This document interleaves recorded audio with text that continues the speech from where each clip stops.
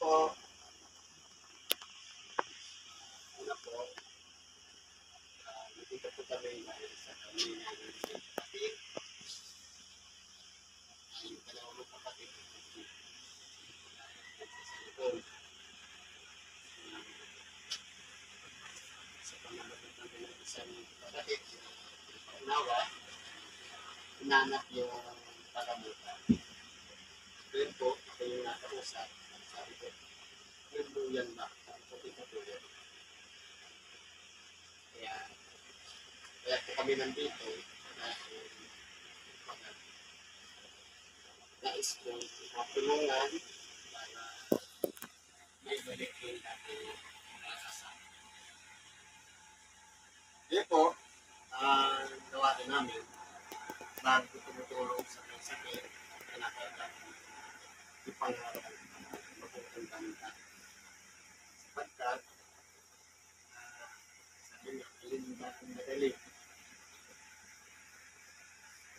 Lumalim sa naramdaman, hindi naman naramdaman ang mapapatawa ng Diyos. So, pagamat medyo matagal ang pagkalim, pero naramdaman yung pagpapatawa ng Diyos.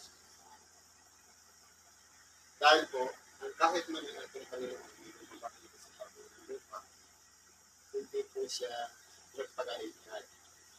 Hindi, una niya muna ipinapahayag ang kaharian ng Diyos, at sa ganun, ang sino man tumanggap na bilang isang tao, kasalanan, magsisi ng kanyang kasalanan, at magbalik loob sa Diyos.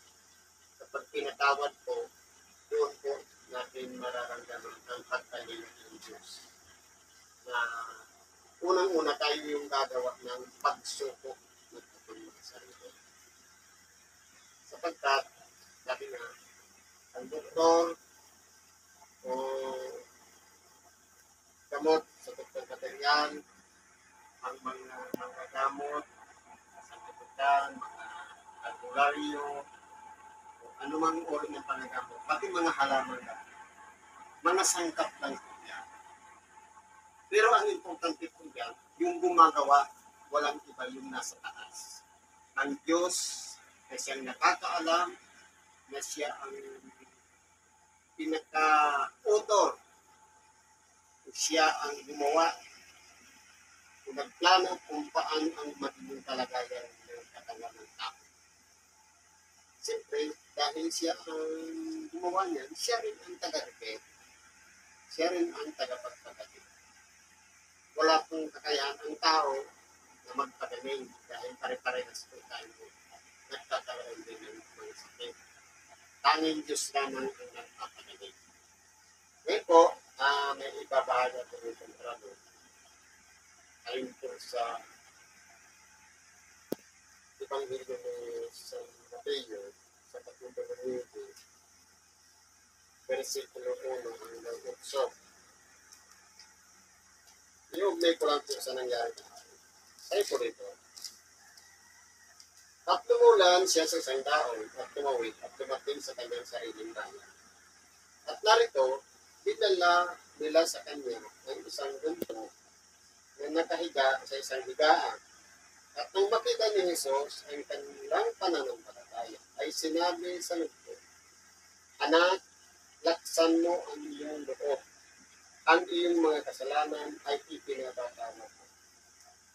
At narito, ang ilan sa mga eskrita ay nagsabi sa kanilang sarili, "Ang taong ito ay namumusaw." At pagkaunawa ni Jesus ng kanyang mga kaisipan ay sinabi, "Bakit nag-iisip kayo ng masama sa iyong mga puso?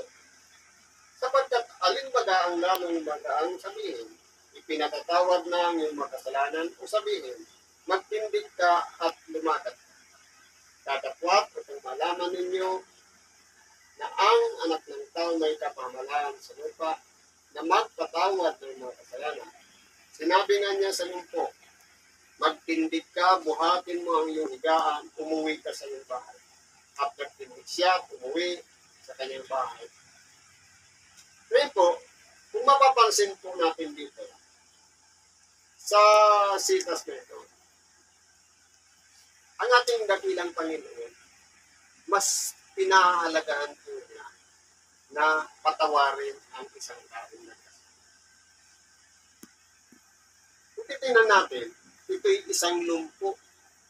Pwedeng by accident, o kaya mula pa nung isilang, siya lumpo na, kung talagang dahil sa kakulangan ng sangkap sa katawan at siya'y naging lumpo. Kung pagkaaralan po natin, ang isang lumpo ay isang may sakit o may karamdaman na nangangailangan ng tulong. Sa atin po mga tao, kapag may karamdaman, nakapokus tayo sa pagpapagaling. Pero, nababaliwala po natin ang Diyos na dapat maramdaman natin o maitama natin yung mga pag-iisip natin para maramdaman natin kung ano talaga ang nararapat natin gawin. Dahil po, sabi nga, ang tao, kung ano yung kinagisnan, kinalakihan, yun na ang magiging buhay. Halimbawa, magsasaka ang magulang, ang anak magsasaka rin ng labas. Kung halimbawa, edukaan mo magulang ng mga anak. Kung yung mga itinuro, mula sa pagkabata sa paglaki, yan ang kabuluhan. Halimbawa, nasanay tayo sa kapag may karamdaman, diretso tayo sa doktor. Pero kung pag-aaralan po natin, ang doktor wala namang magagawa para doktoran ang buhay. Di kahit ang albularyo, walang kakayahan o makapagsasabi na sige, magaling ka na. Pero hindi po nagmumula doon sa doktor o sa kaya sa mga albularyo ang kapangyarihan sa pagpapagaling, kundi sa pamamagitan ng salita dahil tumutulong ay isa ring bahagi ng pamamaraan ng Diyos upang yung kanyang kapangyarihan ay dumaling sa mga kamay sa pamamagitan ng mga tumutulong sa mga. Kaya kung titingnan po natin, ang ating Panginoon dito ay direkta niyang sinabi, ipinatatawad na ang iyong mga kasalanan. Kung tutuusin, ano ang koneksyon ng isang lumpo sa pagpapatawad ng kasalanan? Na yung lumpo, hindi naman siya humihingi ng kapatawaran, kundi ang hinihingi niya, ang siya'y makalakad. Kaya kung titingnan po natin, ano ang naging koneksyon? Dahil yung lumpo, dahil sa pananalig ng kanyang mga kasama, ng kalagayan po kasi ng lumpo, dahil nga ang Panginoon ay nasa loob ng isang bahay, at yung lumpo ay hindi nila maisingit para pagalingin o para kamutin ang ating dakilang Panginoon. Ang ginawa ng mga kasamahan niya, binakbak yung bubong at doon inihugos mula doon sa butas na yun, mababa doon sa harapan ng ating dakilang Panginoon. Noong makita ng ating dakilang Panginoon, yung pananampalataya ng apat na kanyang mga kasama, na kumbaga katulad din ng kahapon, na yung parang puwersa na nagtutulak upang hanapin ang lunduyan. Ganyan po ang tawag yan, pananampalataya. Kaya kung gaano kalakas ang pananampalataya ng mga kapatid mo po, sana ganun din kalakas ang pananampalataya mo na sa pamamagitan ng pakikinig ng salita ng Diyos, tanggapin mo sa iyong sarili ang pagpapatawad. Sapagkat sabi nga, hanapin muna ninyo ang kanyang kaharian at ang kanyang katwiran at ang lahat ng bagay ay bawang idaragdagan. Sa makatuwid, kapag nasumpungan natin sa ating sarili na tayo isang makasalanan at nagsisi at nagbalik loob sa Diyos at humingi tayo ng kapatawaran at tayo pinatawad ng Diyos, naramdaman natin yan kapag malinis ng ating puso, wala nang sagabal sa panalangin. Yung mga masasamang espiritu na nagpapahirap sa ating katawan, lalayas po yan sapagkat salansangin nga natin ang diablo at tatakas siya sa atin. Kaya, ang pinakadabis po dyan, maglinis tayo ng ating puso sapagkat ang pagpapagaling, ang pagbabalik ng dating kalagayan kung paano tayo malakas, masigla, ipagkakaloob po yan ng Diyos. Ibig sabihin, ang koneksyon po ng pagpapatawad ng Diyos, una po ginagawa para maramdaman ng isang tao na may karamdaman ang pagkahabag ng Diyos at yung pagpapagaling madali na lang po. Kami po, mga bahagi lamang ng pamamaraan o kasangkapa na kung hindi kami subuin, kung hindi kami gamitin ng kapangyarihan ng Diyos, hindi po kami gagalaw. Sa makatuwid tanging Diyos ang gumagawa sa pamamagitan ng aming sa harap ng inyo para yung biyaya ng Diyos sa pamamagitan ng pananalig ng iyong mahal sa buhay man o anak ay mas ay nating nila sa Diyos yung kanilang mga kahilingan. At sa pamamagitan po yan, kami naman ay sinito para yung kapangyarihan ng Diyos ay umasa sa bawat isa sa atin.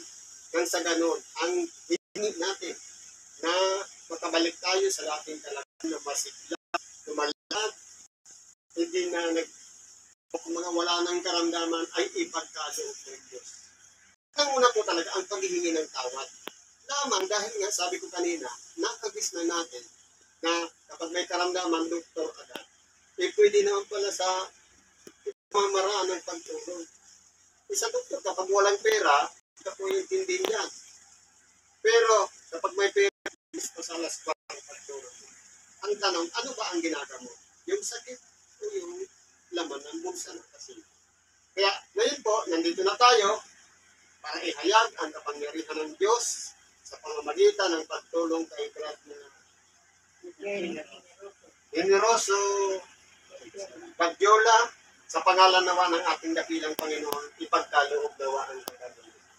Kaya po sa oras na ito, ipinagkakatiwala natin sa Panginoon Diyos, sa pangalan ni Jesus, ang lahat ng bagay ng sa ganun, ang biyaya o kapangyarihan ng Diyos ipamalas sa ating kapatid na may karamdaman.